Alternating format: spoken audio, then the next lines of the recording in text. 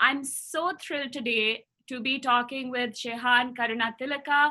It's really exciting because his work fits so much of what we value and what we've sort of been craving. A little bit about him.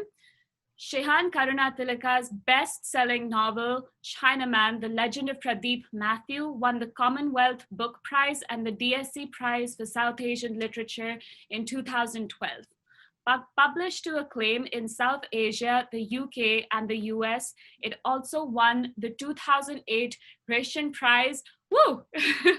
Gratian New Prize cover, yeah. Was chosen by Waterstones. No, you're fine. Was chosen by Waterstones as one of the 11 best debuts for 2011. It is currently in development as a TV series. His second novel, Chats with the Dead, is a dark comedy about ghosts and was published earlier this year by Penguin, as was his debut children's book, Please Don't Put That in Your Mouth. An advertising creative by trade, Shehan has also written on sports, music, and travel for The Guardian, Rolling Stone, Wisden, GQ, Condé Nast, and National Geographic. Recently selected for the 2021 University of Iowa International Writers Residency, Shehan is currently working on a short story collection, 2 more children's books, and is finishing a screenplay for a cricket biopic commissioned by an Indian film studio. He lives mostly in Colombo and partly in Singapore with a wife, 2 kids, 4 guitars, and 27 unfinished stories. Shehan, so glad to have you here. So glad to talk to you. I'm also so glad to hear that other people house unfinished short stories that taunt them occasionally. That's good to hear. All right, I want to get into talking about Chats with the Dead. What an amazing book. It's so wonderful. I had trouble sleeping last night, so I was just going to read a little bit. I wanted to reread one section because I read it a couple of months ago, and I just powered through the first half of it. It's so wonderful. It's such an amazing book. Oh, thank you. Challenging to write because it's so complex, yet it reads so smoothly, which I know is not easy to do. Well, it's a bit weird to talk about it actually now because I'm currently re-editing it for the UK-US market. So it's like, I've lifted up the hood and I'm taking out the parts of it. So yeah, when we talk about the book, it's weird. I mean, you're obviously going to be talking about the book that was published in India and all of that. There will be a new version, not substantially different, but I am in a stage where, I'm kind of questioning bits and pieces. So when I talk about it, I may be talking about the book that it's going to be rather than the book that it is. And it's really weird that I thought I was done with this thing, and it's taken so long. It's been a battle and it still isn't over yet. Been through about 3-4 drafts, many false starts. And I just think, we can get into the research and so on. I just think maybe I just gathered too much stuff and and then you have that need to cram everything in there. But I'm glad you enjoyed it. I think with the new version, it is just, Indians and Sri Lankans and people from South Asia instinctively got lots of things which I took for granted. But I think for uninitiated reader who doesn't know anything about the Sri Lankan political situation in 1989, which was obviously not common knowledge, but also was very complex at that time, and about the Asian Eastern notion of spirituality and what happens after you die and all that. So I think this is just a way of kind of clarifying those kind of things. But yeah, it was a lot to juggle. The first book was much easier because I think it was a simpler idea, even though there was a lot in it.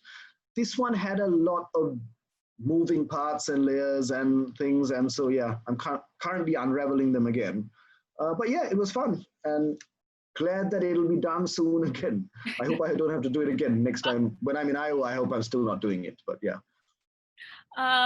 You mentioned the Civil War. So the book is set in 1989, and the Civil War ended in 2009. So I'm curious, what prompted you to set it 20 years back in that particular year?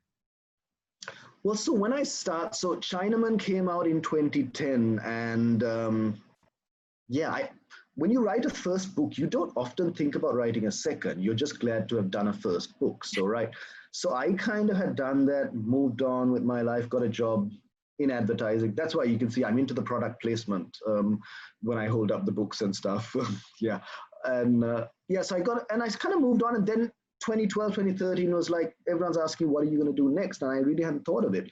And yes, the Civil War ended in 2009, and we were looking at the aftermath of it. And the aftermath was, and I was in Singapore kind of unraveling it through a computer screen. But basically, without getting into too much detail, it was the battle of the documentaries. So there was the Channel 4 documentary saying, I mean, it was a 30-year civil war.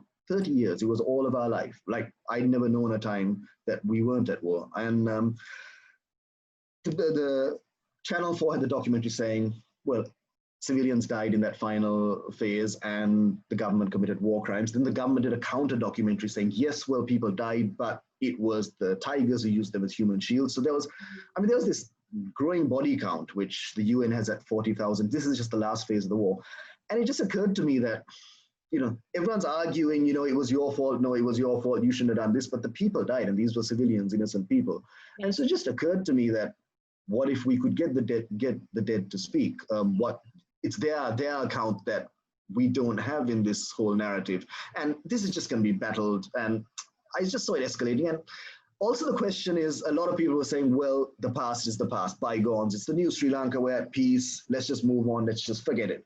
But then that's easy to say if you're sitting in Colombo and you weren't really affected by it. But there's people in the diaspora, there's people in the war zone who that's not so easy. So then there's the other side that says, no, we should scrutinize our past, dig up if there were war crimes, let's talk about the things we did. And so that debate was happening. And I thought, okay, this would be an interesting setting for a ghost story. But of course, to write about 2009, one thing I knew I was going to land myself in a lot of trouble because novelists, not so much, but journalists were getting into hot water by criticizing and going against the government line and so on. But also about making sense of recent history. It's like writing a novel about the pandemic now. I mean, you could do it, but probably in 10 years, you're going to write a better novel about it. So I figured, look, this situation, it didn't just happen in 2009. We had 30 years of war. And I remember 1989 when I was a teenager, when it was, you know, you had the ethnic war between the Tamil extremists and the Sri Lankan army. And then you had the Indian peacekeeping force who were there to keep the peace, but obviously what eventuated was the opposite. And then you had a Marxist uprising, all happened in 1989, a Marxist uprising in the South with kind of, it was a class warfare, kind of radical signaler youth. So basically there were dead bodies all over the place, and no one could, and lots of people missing and so on. So that just seemed like, if I set my ghost story then, one thing is I could make sense of this very complex period that people have forgotten about, but also I guess it was cowardice as well, because I knew everyone, all the protagonists were dead. Everyone, the president was assassinated, the minister of defense was assassinated, the tigers were dead. And so I thought, and also it was a different government, so no one could, so I thought I could tell the same story without getting, and also I have the benefit of 20 years and it's been well documented, the JVP uprising, the extrajudicial killings. And so that's the reason. I'm not here to kind of be an activist and get into trouble. I'm just making up silly stories. And I just felt, I could set it in 89 and avoid all the danger that came with it, but still tell the same story. So that's the reason. Cowardice and the passage of time. I don't know. Did you manage to stay out of trouble? Because that's still, I hope you did. But as I was reading it, I was like, ooh, that's a lot of different types of people to piss off, right? And beautifully, really powerfully, and it was necessary and important. But were you worried while writing it? I know you set it back so that saved you some of the brunt of the immediate, let's say the immediate real world protagonists' ire, right? But Yeah, did you get any pushback with were your publishers concerned? Your family, did you get any pushback of that kind? Um, well, thing is, you can't be thinking of that when you're writing because that's so you just kind of write, not thinking about it. You think about it when you're editing, yeah. I mean, I was worried about the first book, Chinaman, the cricket book, because I thought I'm going to piss off a few cricketers. Because and Chinaman is not very thinly disguised in terms of the character names. I've just kind of very clumsily swapped names around and so on. And I think when I did a couple of legal reads on it, and what lawyers said was one thing, libel is hard to prove, and also then for someone to bring a court case, they'd have to say that womanizing corrupt cricketer was based on me, and no one is likely to do that. And also they said we doubt anyone, the cricketers are going to read it, and also I think the final clincher was if you do get sued by a famous cricketer, that'd be great for book sales. So there are all these cynical reasons for it. So I left it in. And in the end, a lot of cricketers did read it. Tomorrow I'm on a panel with Kumar Sangakkara, who also endorsed it. I guess American readers won't know. What is Kumar Sangakkara? A-Rod? I don't know. We don't have to worry about American readers. That's okay. Okay. Kumar Sangakkara, the legend, the greatest Sri Lankan batsman. Yeah, so anyway, but that's kind of lightweight stuff. With this one, I don't know. I didn't think because it's almost abstract now for you to see people who lived through that period could possibly see the characters in there. But I don't think there is like something direct. And I don't think also I'm saying anything that is in dispute. I think we all know what happened in JVP. We all know how the JVP was suppressed, that they rounded up hundreds of youth and they disappeared, and not all of them were involved, but so we know this, and the people who did them, the cops, the politicians, they're all gone. So I didn't feel that, but I don't know, what have you heard? It's only just come out. I haven't got into any trouble yet. There is this factor that I'm writing in English. So I'm writing in English in Colombo, and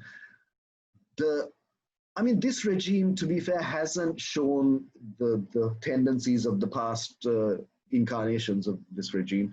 And also, I just feel that they feel that this Colombo bubble doesn't really affect them.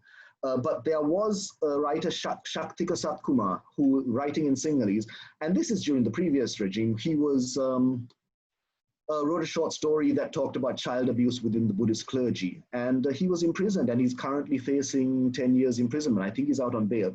But I think it's because he was writing in Sinhalese, obviously a wider readership, and taking shots at the clergy. I mean, the sad thing is no one's having a conversation about child abuse within, that it's more like how dare this person offend such a sacred institution.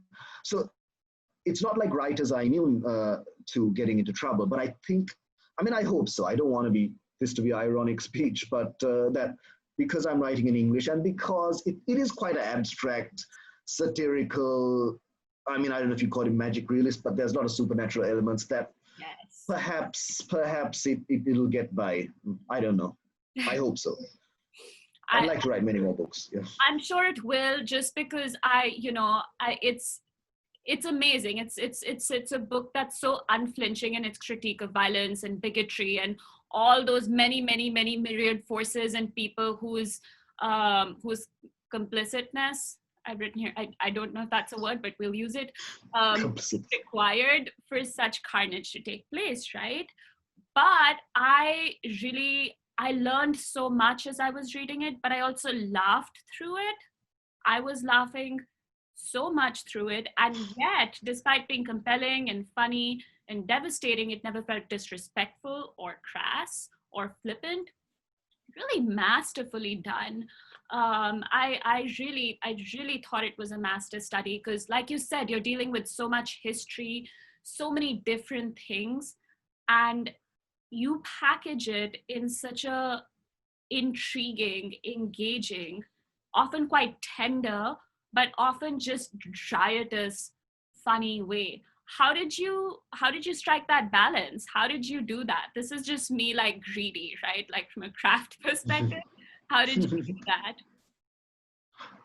So now, like I say, the hood's up and I'm taking it apart. That's one thing I'm looking at tone. And tone is the hardest thing that you can't really stick post-it notes on walls and get tone right. And so for the first one, I think that's when, because I had lots of ideas about famous, forgotten Sri Lankan cricketers and so on, which was the premise of that. And it was when I got the drunk voice, that's when the thing really came to life. And the drunk voice was very useful because he can tell tall stories, he can ramble a bit, he can digress and make some political commentary, like a drunk telling you a story where they start with this point and they go around the place, but eventually they'll come back to that point and so that was the style I used. And with this one, it was a bit harder because it's quite basically a corpse is speaking, and it's there's a lot of gruesome detail in it, and so on. But I also think, having lived through Sri Lanka in the 80s and the 90s, and a lot of horrific things happen, and we don't even need to go that far behind. The Easter attacks were 2 years ago.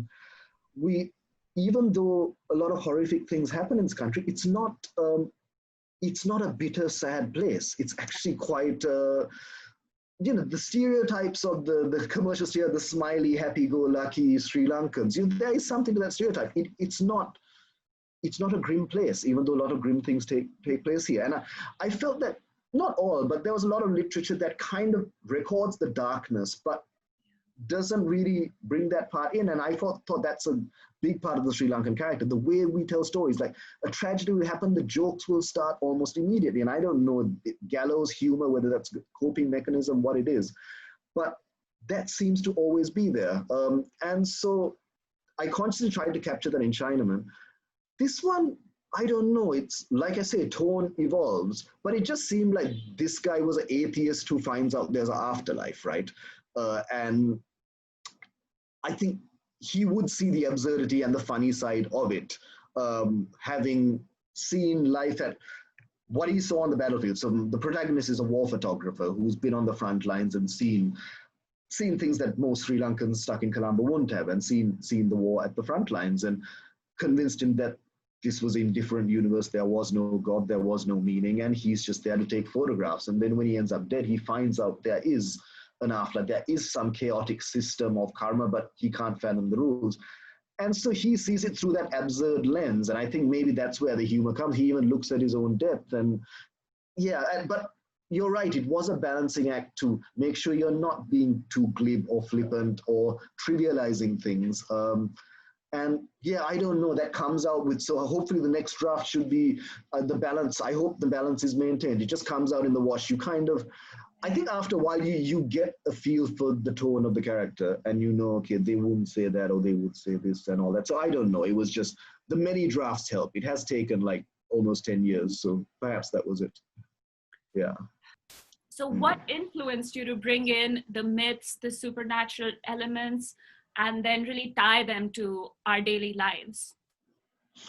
Yes, that was a bulk of the research, really, because it's all very well writing a story about, because most ghost stories, you see it from the mortal human's perspective. So it's haunted house, this thing turns up, and by the third act the thing turns up, and then you meet the ghost, and that's the end of the movie, and that's it. But this was like, it wasn't a proper the conventional ghost story, because you meet the ghost right at the beginning who says, I'm a ghost, and then you get to see from the ghost's point of view.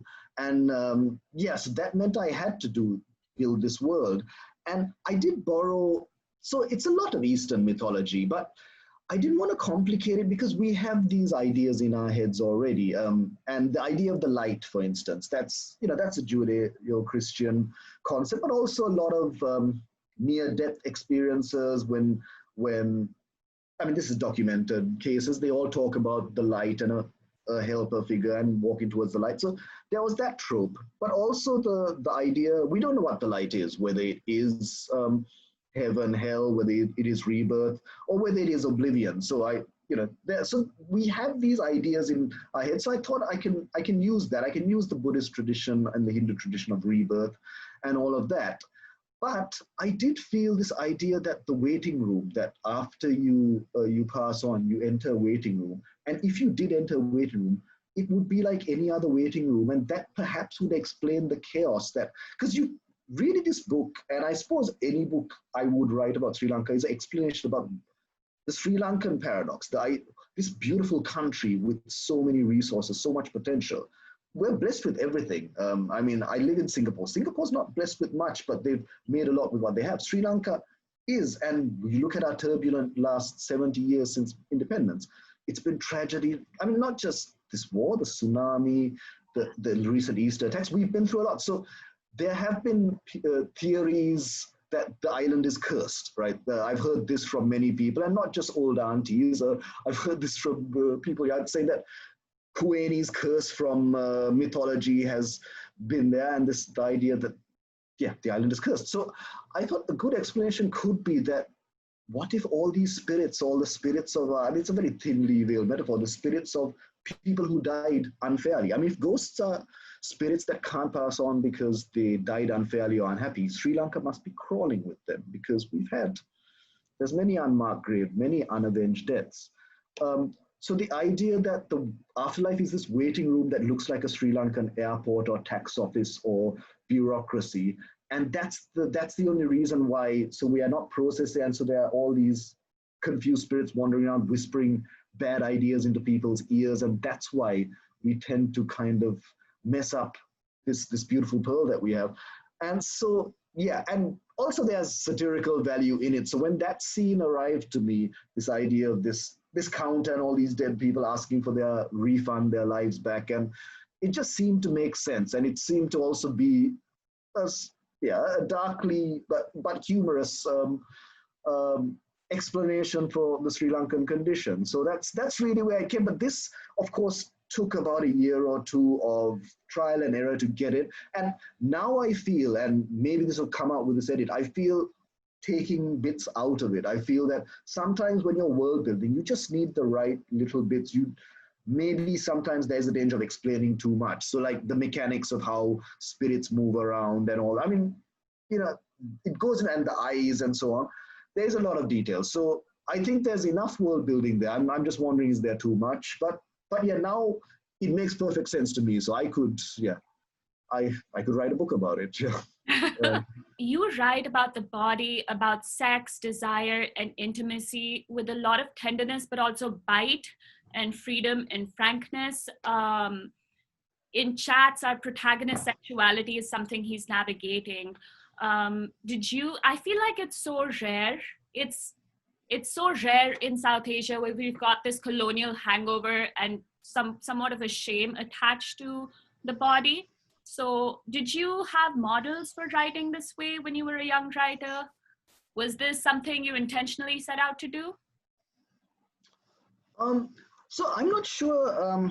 So I guess when I started writing in the early mid 90s, so we had, and you're writing as a South Asian, as a Sri Lankan, and there was a South Asian tradition. So I mean, and there were giants of that tradition. So there was Salman Rushdie, Michael Ondaatje, Arundhati Roy, and all, I wouldn't say prudish writers, all of them quite sensual writers who talk about sex quite overtly. So I did feel that I was writing, that there was, I felt I had permission, but also, I mean, closer to home, the writers that in Sri Lanka that I looked up to was Carl Muller, The Jamfruit Tree. Now, Carl Muller, he wrote the Burger Trilogy. And those are very crude books, very bawdy rockers, hilarious books. And I really think Chinaman, the voice of Chinaman would not have existed if not for the Jamfruit Tree. That gave us permission immediately when I was starting to writing, that we didn't have to sound like an Englishman who lived 100 years ago. Yes. Which is perhaps what the school books we were studying in school would imply. Yeah. One was Carl Muller's The Jamfruit Tree, but also Shyam Selvadurei's Funny Boy. So that was a coming-of-age gay love story. And that came out also around that time, I think 94, 95. So I didn't really feel restricted by it. Not that there's a lot of sex or sensuality in Chinaman, hardly any actually, but I did that thought didn't really occur to me, because I think these were the giants that I was aspiring towards. And yeah, they had, some of them had a very crude and overt attitude to sex, and some actually made poetry out of it. So that wasn't the issue. But I think with Chats with the Dead, now I told you I went through many drafts and many different titles, many plot changes, but the one thing that didn't change was that Marley was a photographer and that Marley was a closeted homosexual man living in the 80s. That actually, from the first draft itself, that stayed.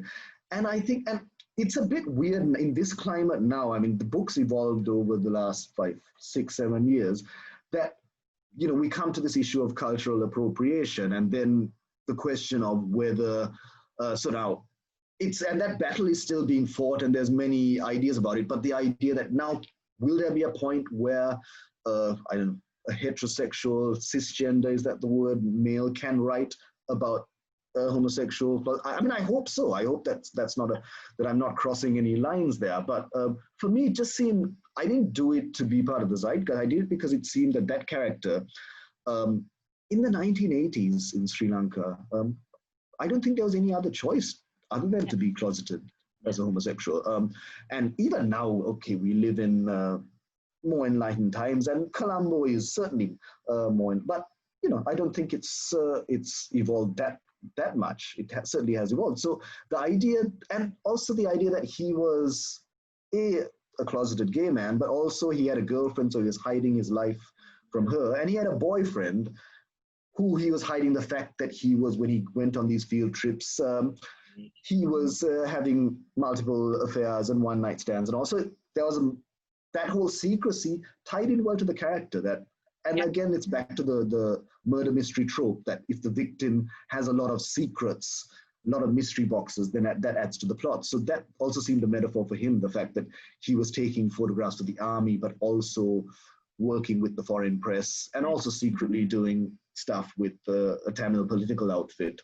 And so it just seemed, so I used it because it just seemed that was the story, that was the character. And yeah, so that was, I only got concerned over the last couple of years of editing whether I'm getting that voice right and whether I have a right to use that voice. But yeah, it does, when I explored his relationship, and those were my actually favorite parts of the book, because I didn't have to work so hard at his relationship with his girlfriend, Jackie, and his boyfriend, Didi, who all lived in the same house. And everyone knew what everyone was doing, though people pretended not to, and like we tend to. And those relationships, that is what gave the book its heart, I think. It's all very well to talk about these mystical concepts and all that. And so, yeah, so there have been comments that, because there is more sex in this book, and some of it reasonably explicit, whether that was necessary and all that. But I just felt that it was true to the character and the way he would look back on his life. And we do look back on our sexual experiences and all that. I mean, it's foolish to deny that we don't. And so I just felt that him as a character who didn't believe in an afterlife when God would take pleasure in earthly pleasures, and that so that's where it all came from. But no, I mean, answer to the question, I didn't feel that I was doing anything groundbreaking, because I think the ground had been broken before me by many literary giants. So yeah, that was fine. As a writer of South Asian origin, were there any pre-existing literary conventions, expectations, or traditions that you struggled against? Similarly, were there any that you wanted to incorporate and keep alive? I don't know if there has been a great Sri Lankan literary tradition as there has been in India. I mean, perhaps it's happened over the last couple of decades. But when I was starting to write, I didn't feel that I was part of any tradition. I mean, there was a few of the names I've mentioned. But I did feel, and a lot of the books were self-published books and so on, so maybe did not have the benefit of a publishing house and proper editing. But I felt there were certain go-to stories. So there were, Sri Lankan writers did feel the need to write about the war, about ethnic conflict, kind of soap opera-esque middle-class stories set in Colombo or Kandy. Yeah, unrequited love, yeah, interracial class conflict. There were those, you kind of knew where it was heading. And lately I've seen I saw this trend about 10 years ago. Whenever there's a book that comes out in Sri Lanka, within the third act, the tsunami turns up. Like the tsunami tends to turn up somewhere there, and it got to be a cliche and a bit annoying as well. But of course, this was before. I know by the time I was writing Chinaman, this was happening. So I thought, can I write a book about Sri Lanka that doesn't mention the war? That was my brief to myself. That does not deal with it, but is set during the war years. And when I stumbled on this story about WG, the drunk sports writer, it just seemed like, yes, it is quite plausible that, not quite plausible, it's what happened, that you could live in the entire war just drinking arak and watching cricket and be oblivious to everything. And a lot of us, that's what we did in our Colombo bubble. I mean, the war, it encroached on our lives when their bombs went off and there were curfews. It wasn't that we were completely shielded, but compared to the experience of the people in Jaffna, in Badikalo, in Trinco, in the north and the east, yeah, we were insulated. So that was my brief, to write a Colombo novel about, but of course the war crept in, and WG, he wasn't completely oblivious to it. He was a smart guy and he kind of had his theories about it. But essentially that was my brief to myself. Can I not have interracial, there might be interracial love affair. I think his son hooks up with the neighbors. Yeah, but I think it was mine. The main thrust of the story was not that. And so that was a conscious thing with Chinaman. With this, maybe this was a reaction to that, where this is overtly about the war and talking about those things. But yeah, it was, the first one was just experiment. Can you write a Arak-fueled book that was a celebration, even though it was set in the war? And I do think Chinaman has a lot of tragedy in it, but I do see it as a celebratory book, as a happy book, and despite the dark places. And I think it is, yeah. Anyway, I know it's not for me to say, it depends how people read it, but yeah, that was the brief to myself. Are there any South Asian writers, artists, scholars, or musicians you think we should be paying attention to right now? Yeah, so you sent me this question and I realized I don't know any scholars. So I spent an afternoon Googling scholars, and that was, I mean, yeah, I'm nothing to be proud of. But I found the work of Professor Ganganath Obesekara, who's at Princeton, who's, I mean, he's an anthropologist, but he's written some great historical studies of, Sri Lankan kings and so on. So yeah, ordered a few books there. And of course, I mean, outside of literature, the work of Dr. Asha Divorce and Anjali Watson, who are friends of mine, but I didn't realize how. So one is the whales. Sri Lanka's we've got the biggest sea mammal and land animal. We've got the elephants and the whales. So Asha's doing work on and the whales and the dolphins. They turned up after the war ended. It was quite weird. I mean, I'd never heard of dolphins in Sri Lanka, but after 2009, suddenly there are dolphins all over the coast. So those guys are smart, much smarter than us. Yeah, Anthony Watson talking about the leopard. And so, yeah, if we're following, I mean, people should follow, yeah, because Sri Lanka's wildlife is particularly amazing, and I hope it's going to be around, even though signs are not good. But yeah, recently I've been, yeah, we've got the best diving around it. Arthur C. Clarke, who used to live here and wrote 2001, not far from here, used to go diving. So I kind of went on a rabbit hole and found out there was a lot of scholarship here. But that wasn't your question. You're talking about new writers.